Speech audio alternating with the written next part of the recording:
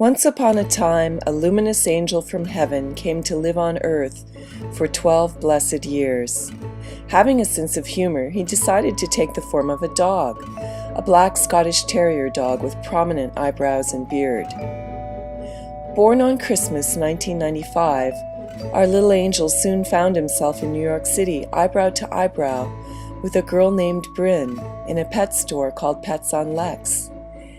He felt he'd known Bryn and her kitty friends for forever, and Bryn had that special feeling that she'd also known him from time beyond time.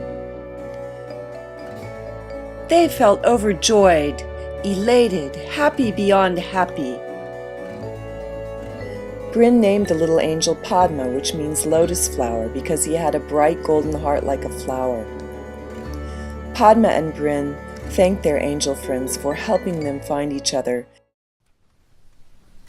Padme had a very distinctive way of walking, as he proudly pranced, bouncing with each step he took, always on a mission.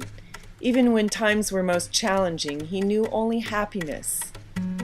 He beamed with exuberance and excitement.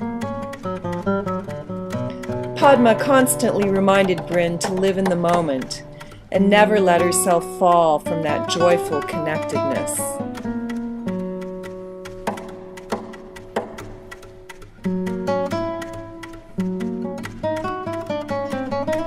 To look into Padme's big brown eyes was to melt all the stress away. Everyone loved Padme, humans and dogs alike.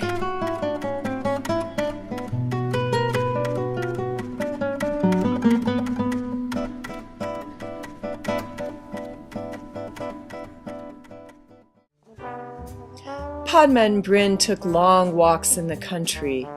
They swam in the lakes and reveled in nature, and they knew that although New York City was grand, they longed for the country with all the sunshine and grasshoppers, frogs and squirrels to chase, lakes to swim in, and long walks with the fragrance of nature all around. So they found the perfect house, up on a mountain overlooking a lake with high ceilings and skylights, a warm fireplace for long winter nights, and a regal overview of the mountains beyond. They called it Padme's house, and they had many wonderful weekends there.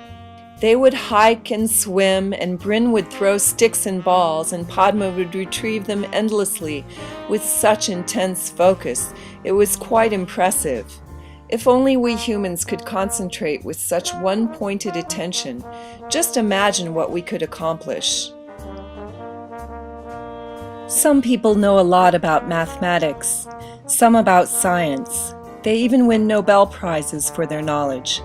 Well, Padme should have won the Nobel Prize for love. Everyone learned something about love from Padme.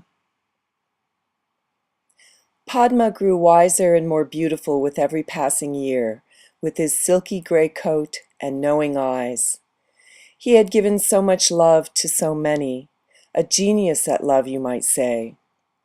And it was so remarkable to see the open-hearted way in which everyone received his affection. At those times, his angelic nature was most apparent.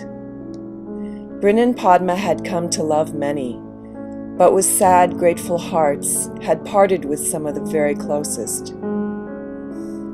After long reflection, Bryn traveled to Egypt and fell in love with her scuba diving teacher, whom she brought home as her husband, and Padme grew to love him most dearly. Padme's silky coat was quite gray when Bryn and her husband brought home another Scotty puppy for Padme, and he was overjoyed, wondering what in the world had taken them so long. He fell into playing and teaching his little brother Nuri with great relish, like wise Yoda with his protege.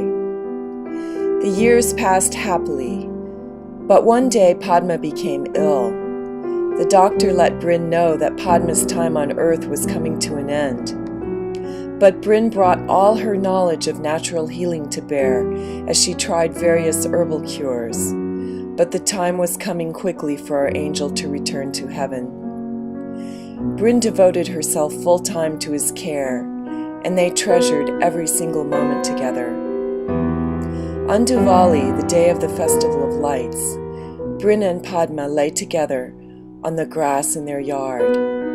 Padme surveyed his earthly domain for the last time. Lovingly looking into Bryn's eyes, he departed for heaven.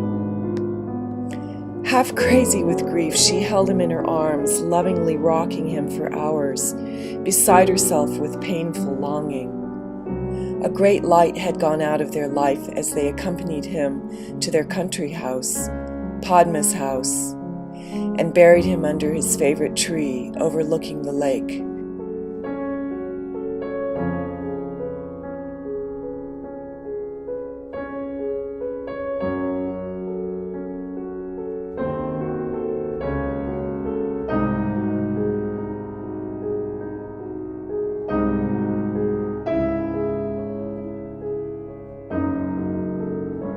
Wind chimes on his favorite tree rang like the resounding voice of angels as he crossed the rainbow bridge.